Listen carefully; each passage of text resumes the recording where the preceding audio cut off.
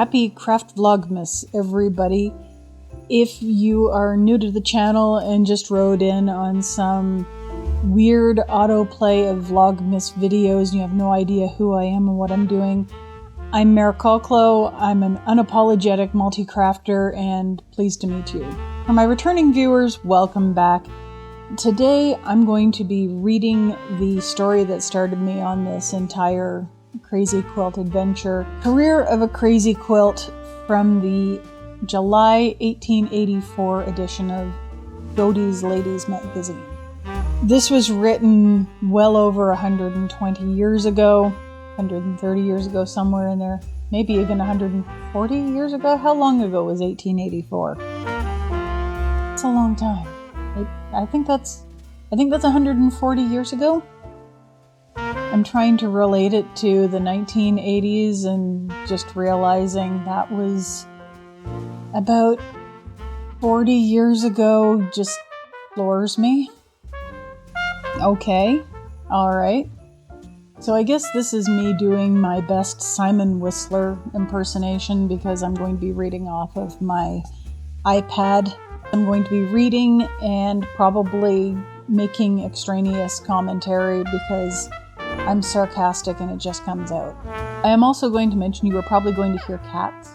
One of them has finally curled up on her little hammock over there, but the other one is happily making noises in her crate. She is on crate rest because she broke a leg, and we're within that last final 3 weeks or so before we get to throw the cast off, and hopefully she gets to go back to being a normal cat. Hopefully a little less accident prone. That would be nice. Anyhow, let's read a story. It all came out of an idea that struck Heloise Herbert one day last winter. You know, I should never have ambition enough to begin a crazy quilt all by myself, she said to her mother. But if Marie and I should undertake it together, we might finish it sometime. That is, if... Mrs. Herbert smiled at the breadth of this unspoken hypothesis, but the arrival of a letter relieved her of the responsibility of a reply. It was a fat, fashionable-looking letter written on terracotta paper in the scrawly, scrambling hand which swell young ladies affect. My darling Lois, it began under a little green-away girl holding a peacock feather, I am delighted with your suggestion and shall begin at once. This very afternoon I am going out to collect samples from the stores. Grandma has given me some lovely bits of old-fashioned brocade, and Mama says there are some scraps of skill-cup in the attic we can have. Of course, I shall divide with you, dear. Don't let us have many large pieces in the quilt. The small ones are much more effective. Janie Roberts has a sofa cushion made of tiny little bits worked up with spangles and gold thread, and it is quite oriental looking. I will write you what success I have. Excuse this hasty scrawl. With love, dearest, yours always, Marie Antoinette Craig. 4 p.m. I have just returned from my shopping tour, and I will enclose half of the samples I procured. I met Dory downtown, and we went to Blank's and had dinner together. When I showed him my silks and told him what we were going to do, he said, Good heavens, Marie, you are not going to make one of those abominable things, are you? Did you ever hear anything so rude? I am going to make a crazy quilt, if that is what you mean, I said stiffly. I am sorry for that, he exclaimed, but I hope you won't make yourself a bore to your friends, Marie, as some girls do. I don't want to see you plaguing men for their old neckties and all that sort of thing. I hope I know what is becoming to a lady, I said with crushing emphasis. But you won't do that, will you, Marie? He persisted. Promise me you won't. You don't know how the fellows make fun of those girls that go around begging for old silk. Rag pickers, they call them. I felt myself getting very warm, and I let him have it. I don't intend to beg, I said cuttingly. Most certainly I shall not ask you for anything. But I shall get all the neckties I can and be thankful for them. Then we had it. He wanted me to promise, and of course I wouldn't. The very idea, I declare. The men nowadays think that because they're engaged to a girl, they can demand anything they like. Dory was furious, and I don't think we'll ever make up again. He's so awfully jealous. I don't believe we could ever be happy together anyhow. What I really believe, Lois, that he objects because he doesn't like me to have any man's necktie in my quilt except his. Isn't that ridiculous? Still, I do wish he would be more reasonable. You know, I always did care more for Dory than for any other man I saw, and I can't be happy when we quarrel. Write me soon, dearest. I need your consolation. Yours disconsolately, M. Antoinette C. Heloise answered this letter the following day when she was downtown and stopped in at her father's office to replenish her pocketbook. Poor Marie, she murmured as she took the desk which the clerk politely offered her, and laid her gloves and muff down alongside of a fat little bundle of silk samples. I'm glad I'm not engaged or likely to be. In 9 cases out of 10, it makes life a burden. Thank you, that pen will do. I don't mind writing on business paper, it makes me feel quite important.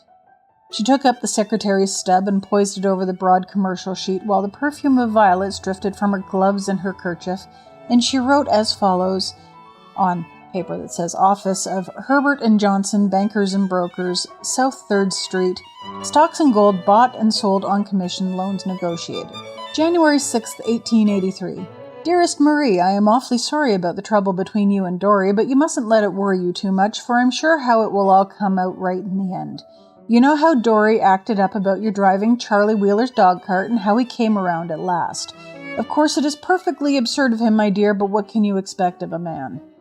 Many thanks for your lovely samples. The storekeepers in Rochester are not so generous as they are in Albany.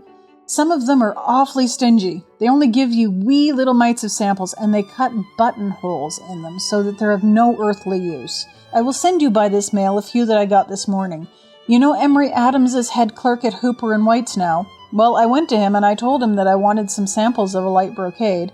I find the light colors are scarcer, don't you? He gave me a lot, lovely pieces, some 4 inches square, but would you believe it?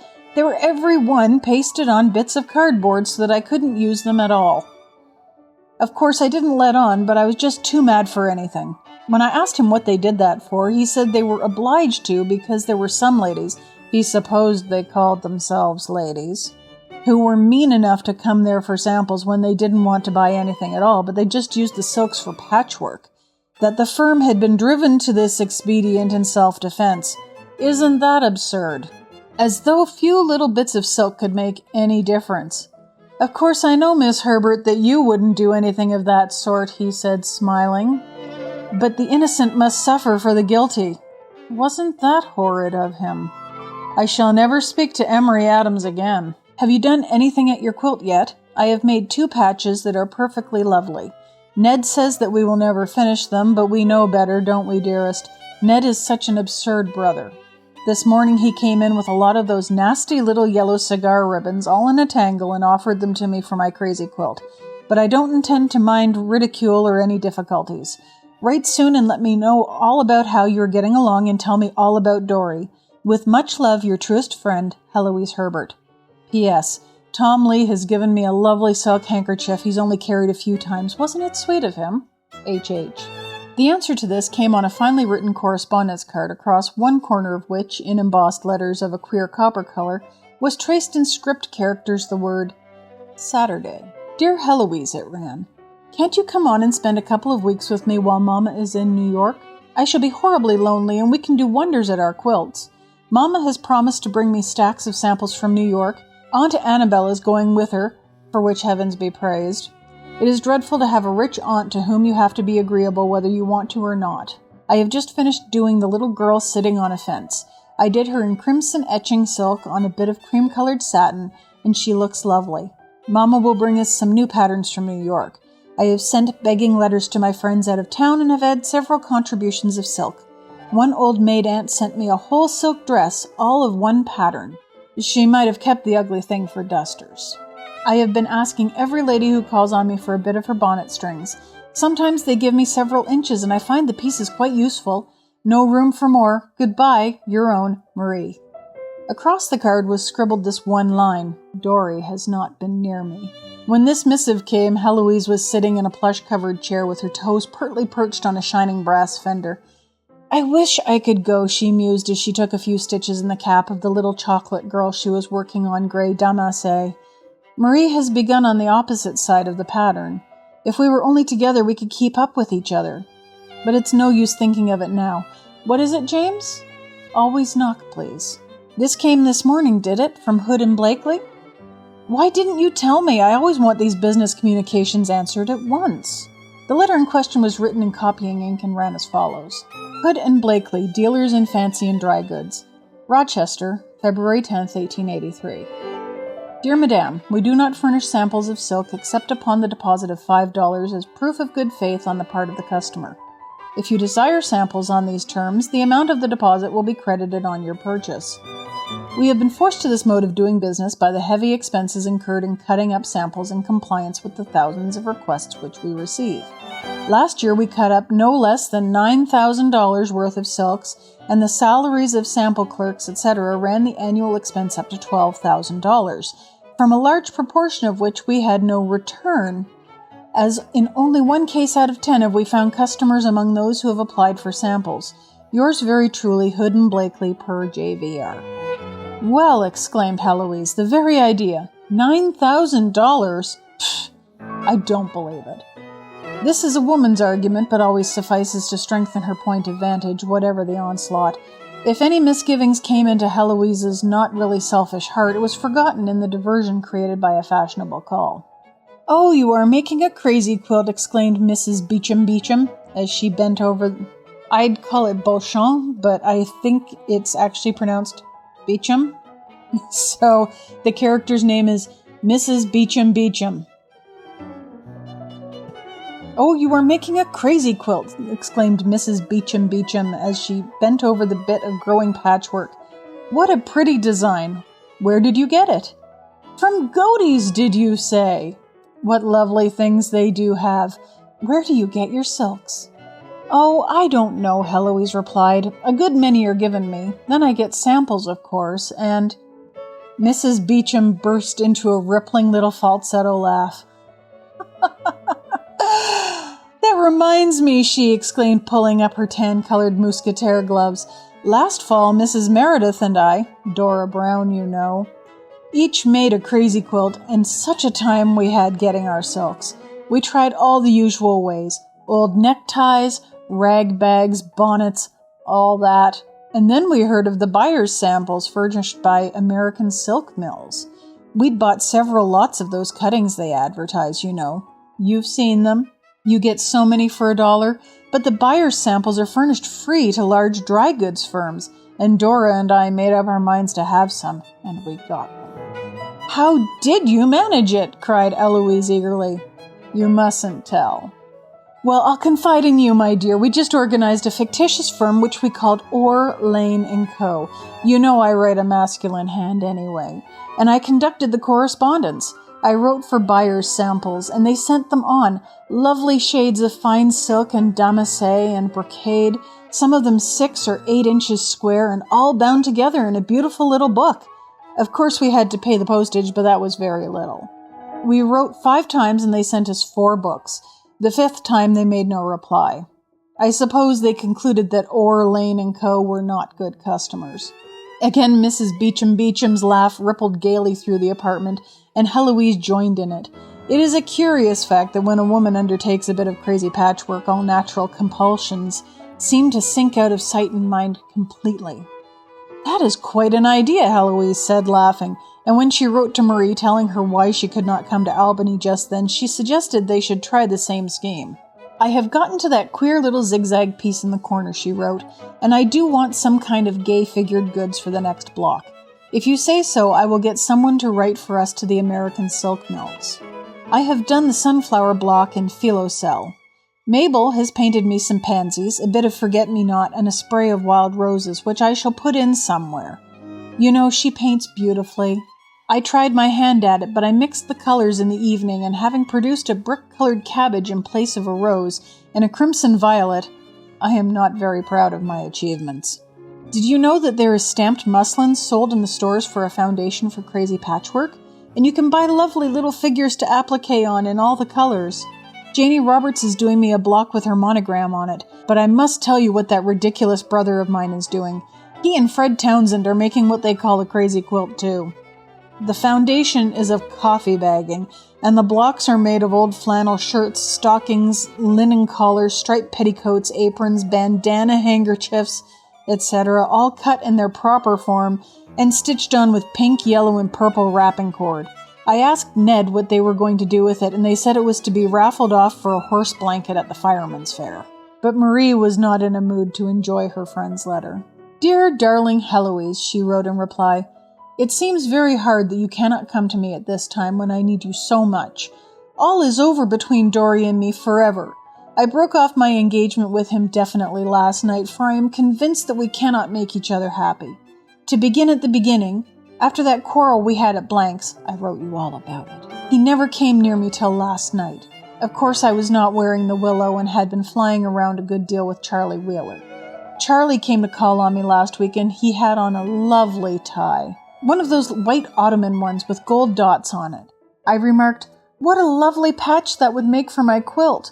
Of course I didn't mean anything, for I never dreamed of his giving me a brand new tie. "Would you like to have it, Miss Marie?" he said. "Yes, indeed," I answered, for I thought he was just fooling. "I would give it to you," he said, "but I can't go home without a necktie." "Wait a moment, give me the scissors." And before I knew it, Heloise, he had cut off all the portion of the tie that was hidden by his vest. I scolded dreadfully, but it was too late to stop the extravagant fellow, and all I could do was promise to put the scarf in a more prominent place. I worked it in on Saturday, and more for fun than anything else, I embroidered on it a crimson heart pierced with a golden arrow. Last night Dory called. He came to make up, I knew, and he wanted just to ignore our quarrel entirely, but I wouldn't have it that way. My patchwork was lying on the table when he came in. "Isn't this pretty?" I said, carelessly holding up the piece I had just finished. He recognized Charlie's necktie at once, for there isn't another in town like it. "Where did you get that?" he asked quickly. "Charlie Wheeler gave it to me," I said sweetly. "Wasn't it good of him?" "It's the end of his new tie." Dory strode up and down the room for a few moments, then asked fiercely, "What do you mean by working that upon it?" tapping the heart and arrow with his finger. "Ah!" I exclaimed. "That's a delicate question." Then he flew into a passion. Matters went from bad to worse. We quarreled and called each other names. I gave him back his ring and told him I never wanted to see him again. So now we have separated and I feel very, very wretched. Dear Heloise, please write me a comforting letter. You can do as you please about sending for the buyer's samples. I'm afraid I shan't be in the mood to work on the quilt for some time. Your disconsolate Marie. P.S. Papa was in a fearful rage this morning because I cut the lining out of his spring overcoat. I didn't know he wanted to wear it anymore. I found it on the attic stairs and the sleeves were lined with lovely rose-colored striped satin, which I cut out. When he went for it this morning to take it to the scourers and have it done up for spring, he found out what I had done and we had a fearful scene. Oh dear, I think I am the most unhappy girl alive. I wish I'd never begun this crazy quilt. M.A.C. Now, the thing that I keep thinking in terms of things like the silk samples is things like fat quarters of the current quilting industry. And I have actually seen some store owners mention that they make fat quarters specifically for sewers, that they make absolutely no profit off of them. So it seems that this is something that has actually continued over 140 years later. Go figure. Heloise wrote a prompt note of sympathy on fashionable, ragged-edged paper, but it was 10 days ere she replied to Marie's letter in the following terms. My dearest friend, if your path has been strewn with thorns, mine is not much more inviting. I wrote the letter to the American Silk Mills and signed it J.S. Osgood and Company. The book was to be sent to our box, but I received no reply till this morning, when James informed me there was a gentleman in the parlor to see me. He gave his name, and I was very much surprised to find an extremely handsome man in an elegant costume waiting to see me. He looked at me with some surprise and glanced from my China silk morning gown to the new ormolu cabinet. Can I be mistaken, he said hesitatingly. Is this Miss Herbert? Yes, I replied. Miss Herbert, who represents the firm of J.S. Osgood and Company, he continued, and the corners of his mouth took a particular turn. I felt my face growing scarlet. I believe, I stammered and could say no more. You wrote to the American Silk Mills for a book of buyer's samples, he went on in his most provokingly cool tones. Excuse me, my name is Johns, and I'm here in the interest of the owners of the American Silk Mills.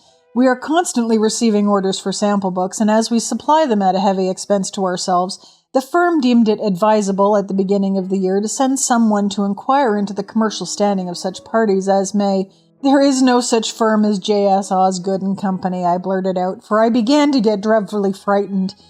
So I have found out, he answered quietly. But are you aware that you've practiced a criminal deception in using such a name to obtain that which does not belong to you? If the firm saw fit to prosecute— Oh, I didn't mean anything, I screamed. It was only for a crazy quilt. I did not think there was any harm in it. You can't arrest me. My father would never get over the mortification of it. Oh, sir, I am so very sorry. If money will do anything to— Here I lost all control of myself and burst into tears. Then his whole manner changed toward me. I was very much surprised to find that a lady in your position, he began. I did not think that you— No, I didn't, I answered quickly. I didn't mean to do anything wrong. You have been very foolish, he said, biting his lip, and then he burst out laughing. Pardon me, Miss Herbert, he said, but it is too ridiculous. The idea of a young lady stooping to such devices to get patches for a crazy quilt when she can perfectly well afford to buy all the silk she wants. But that isn't the same thing, I protested. There's a great deal of excitement in collecting them. I should think so, he said, still laughing. But what are you going to do about it, I urged. Well, I don't know, he said. Perhaps I can hush the thing up, but you must cooperate with me. I shall be in Rochester sometime. You must not deem it an impertinence if I call upon you. No, assuredly not, I said. You are very kind. If you can help me out of this scrape, I shall be forever indebted to you. You want me to abet a swindle? He said, smiling. Well, you may count on me. I gave him my hand, and he held it consciously for a moment. And I shall see what I can do for you in the way of samples, he added. Good morning. When he had gone, I felt dreadfully, because I seemed to realize for the first time what a mean thing we were doing in trying to cheat the shopkeepers. Besides, if it hadn't been for Mr. John's kindness, I might have been publicly disgraced. I feel very grateful for him, but ashamed to look him in the face. Yours with discomfort, Heloise Herbert. Again, fat quarters. Maybe fat quarters are what, the industry came up with to get around ladies acting like this. Who knows? There's a market for everything, I guess. And it wouldn't surprise me if that was just a really keen way to get to meet ladies. A demoralized letter from Marie passed this one on the way. Dear Lois, it ran, I am not going to try for any more samples or bits of silk. If what I've got already won't do, my quilt can go unfinished. Papa said this morning that I was making myself a nuisance to everybody, and if I didn't stop this sort of thing, he'd put my quilt in the fire. This sort of thing means that while Mama and Aunt Annabelle were in New York, I went up to the attic and found an odd silk sleeve of crimson brocade. It was just what I wanted, and it didn't seem to belong to anything. I cut it up into patches. Then Aunt Annabelle comes home and raises the roof because I've cut up the sleeve of a dress she's making over. How was I supposed to know the sleeve had been carried up to the attic by mistake? I shall never hear the last of it. Aunt Annabelle was so mad she said she was going home. I wish she would go. Mama says she will certainly cut me out of her will, but I'm sure I don't care. I haven't done a stitch at my quilt since I wrote last. Hastily yours, Marie Antoinette C. P.S. Dory Willis is away on a business trip. My dearest Marie, what you want is a pleasant change. Pack up your things, quilt and all, and pay me a visit. We can work together and it will do you good to talk over your troubles. I do not want to give up my quilt, because as I said so positively, I would finish it at all hazards. Mr. Johns has been very kind. He sent me 3 lovely buyer's books on his own account, and says he will make the other matter all right with the firm. But he has told me so many things about the sample trade that I feel very much like a swindler. Perhaps it will please you to know that I was properly introduced to Mr. Johns at Mrs. Vanderveer's reception the other night. His first name is Archie. I would like you to meet him. Can't you come next week or the week after? Let me know at once. Yours lovingly, Heloise. P.S. I am way ahead of you with my quilt. I have just put the little boy in on a bit of sulfur satin. I have worked him in black. If you come, I will help you with yours so we can both keep together. H.H.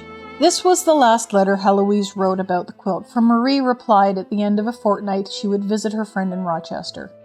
It was a fair, sweet day in early spring that Heloise drove down in her phaeton to meet the 5:40 train. Marie alighted in a pretty pongee traveling suit, richly trimmed with brown velvet. "Oh, I am so glad to see you," said Heloise effusively, giving her a hearty squeeze. "But how pale and sad you're looking, dearie. You must get some color in your cheeks. This will never do." "They all tell me I'm working too hard over my quilt," she said with a pathetic little smile, "and I shouldn't wonder if it will be the death of me yet." "Oh, I guess not," said Heloise, as she drew up the linen lap robe, and a pleased, conscious look shone in her eyes, a look that Marie did not see.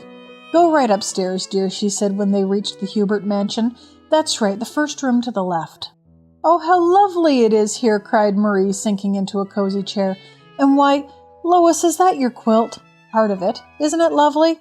"Don't dare say yours is prettier." "It isn't. The colors are arranged somewhat differently, but the effect is no better. How cute that little dog is! I haven't finished mine yet." "There, don't look at it any more, Marie. I want you downstairs. You know, we are our own housekeepers. Papa has gone to Syracuse to the convention, and Mama went with him. They won't be home until day after tomorrow. Here are some roses for you. Put them on and come down in the library when you're ready." "How lovely!" cried Marie as she buried her face in the dewy fragrance. "That was very sweet of you, dear." Heloise gave her a twinkling smile and vanished. Marie came down presently, fresh and sweet, with the roses nestling on her bosom. As she raised the portiere, she started back with a low cry. "Dory!"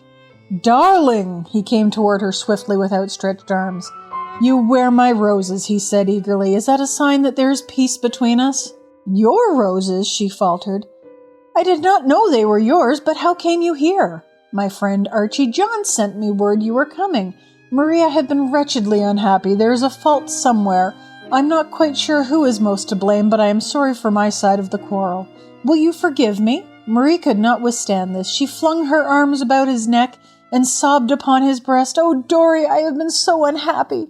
I just hate that old Crazy Quilt, and I never want to see it again." Then a long silence transpired, a silence broken only by soft whispers and a gentle osculatory sound that disturbed no one. After a while, it may have been moments or it may have been hours, the portiere was swept aside and Heloise surprised the two lovers in the midst of a fervid embrace. "Tableau!" she cried mischievously. "Reflection!" cried a mellow voice at her elbow, and in the same moment she herself was imprisoned in someone's arms. "Archie Johns," she said, struggling and blushing furiously. "Aren't you ashamed?" "Why, Heloise!" Marie exclaimed in confusion. "I did not know that." Then everybody laughed in a foolish way, and it was several moments before Heloise had the presence of mind to say, "Marie, this is my affianced husband, Archie Johns. Archie, this is my dearest friend, Marie Craig, my fellow patchworker." This interesting scene was terminated by the ringing of the tea bell. As Heloise and Marie went out to the dining room leaning on their lovers' arms, Ned, who was leaning on the banister, uttered a prolonged, "Whew." There is little more to tell now. Archie Johns contracted to supply the young ladies with all the silk they might need to finish their patchwork, and the 2 Crazy Quilts were done in time for the double wedding that took place last fall. For sentiment's sake, Marie gave her quilt to Heloise, and Heloise gave hers to Marie. Both quilts were finished with a beautiful rose-colored border, on which were worked the following lines. "All precious things discovered late, to those that seek them issue forth. For love and sequel works with fate, and draws the veil from hidden worth." And that's Career of a Crazy Quilt by Dulcie Weir. Let's talk about this tomorrow. or whenever I get the next video up. Because that's a lot. Talk amongst yourselves down in the comments. Let me know what you thought of it. I'm going to go have some tea because my voice really needs it.